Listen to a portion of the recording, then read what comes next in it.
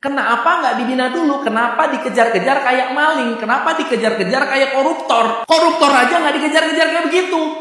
Hari ini Anda berbisnis bukan hanya kena resesi, tapi bisa dipenjara.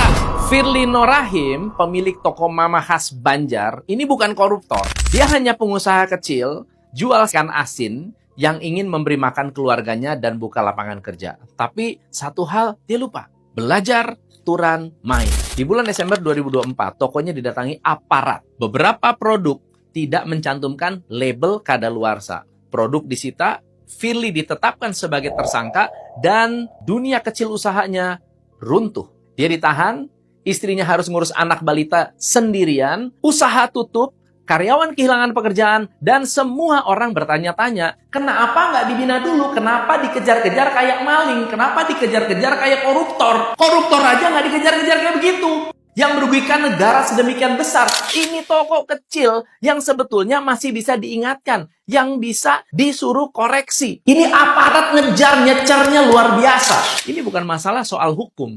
Ini adalah gap antara niat baik dengan pemahaman yang benar. Firly tidak jahat, hanya nggak tahu. Dan di negara ini banyak UMKM yang seperti orang itu. Pertanyaannya, siapa yang salah? UMKM nekat, nggak pakai belajar, atau sistem yang terlalu cepat menghukum, terus lambat membimbing? UMKM adalah tulang punggung ekonomi Indonesia. Tapi mereka tidak bisa berdiri tegak hanya dengan semangat, berani mati, nggak bisa. Mereka butuh pendampingan, mereka butuh coaching, butuh belajar, butuh diberikan pemahaman hukum, dan perlu perlindungan. Kepada Anda, pelaku UMKM, jangan patah semangat.